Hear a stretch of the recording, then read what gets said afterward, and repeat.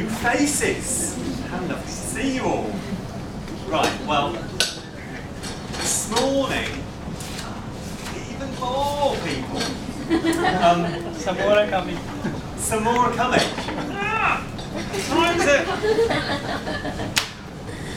Well, I'll have to catch up later.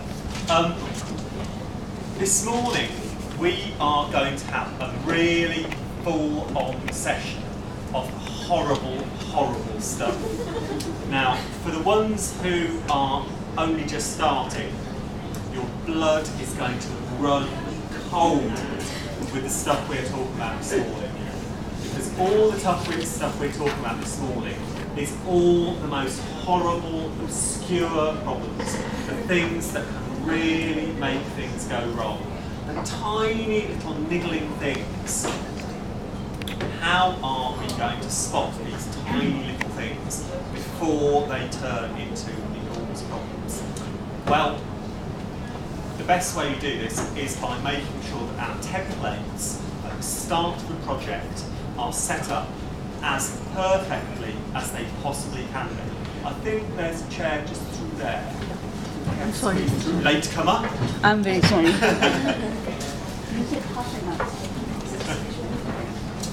So, this morning we're talking about template checking. Not the most interesting subject that you've ever heard about, so I'm not afraid of adding a few gimmicks to make it slightly more interesting, if I have to. Cheap, crowd-pleasing tricks, as they call them. Right, so, the situation now. DK produces a wide variety of books, and they're worked on by many different people in different locations.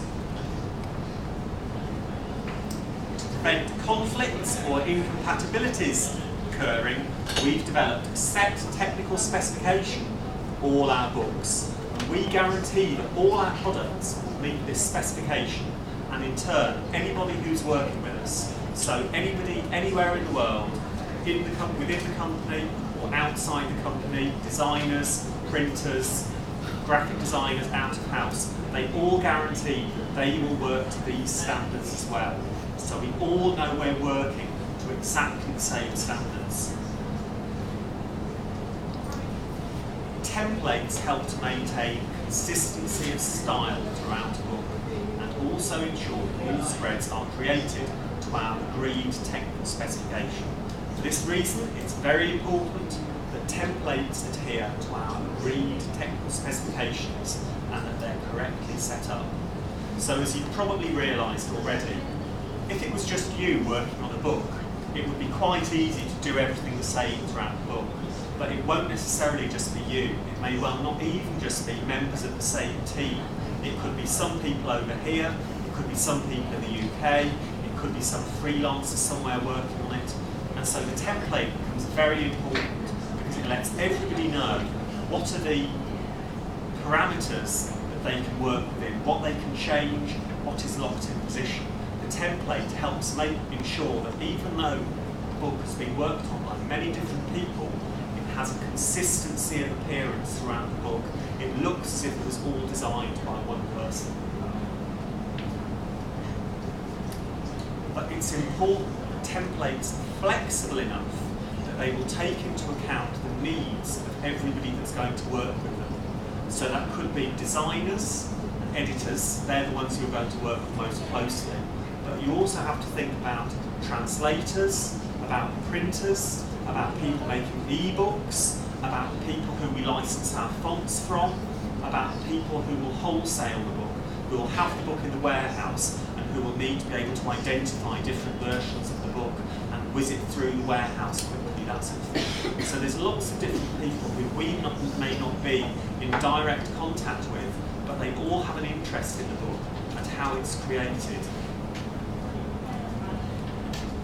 So the problem, mistakes made at the template stage result in wasted time further down the line. It's not all going to be slides, by the way. We go on to gruesome stuff after this. This is just the time you spend fixing your files is time that you're not spending being fantastically creative.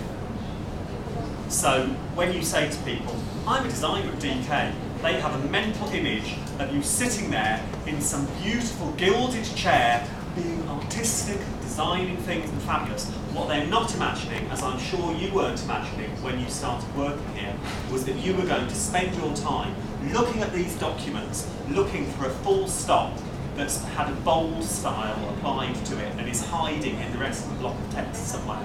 These horrible little boring checks you have to do. So what we're trying to do by getting mistakes at template stage sorted out is give you more time to be creative and to actually produce the book. If things go wrong with our templates, it can result in slipped schedules. It could mean that the book doesn't get produced on time. And if the book doesn't get produced on time, this is a disaster, because before they've even finished the book, they will probably have decided on publicity for it. They may have got author interviews lined up. They may have booked advertisements for it. They may have got a standard book fair, and it's all going to be promoting your book.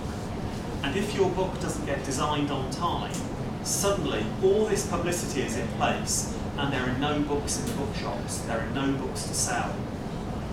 So this is why slipped schedules can be a real disaster. It can result in damaged relationships with our co-publishers, who are in turn expecting to get the book to translate. If they don't have the book in time to translate, they won't publish in time. All their publicity, all that's going to go wrong. So it's a disaster for them as well. They won't be happy with us. They won't want to take our books in the future. With our printers, we have to go to our printers and beg them, you know, please will you try to print our book on time? We know that we booked a time to print this book last week.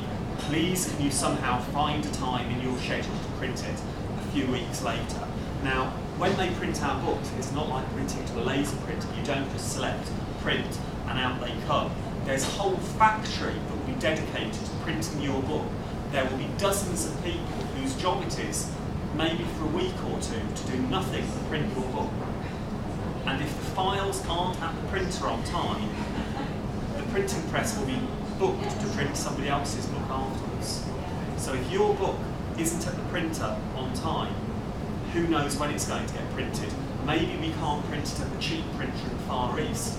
Maybe we will have to print it at an expensive printer in Europe. Maybe we will have to print it somewhere else. We will have to send it by air to the customers in order that it gets there on time. So our costs go up enormously.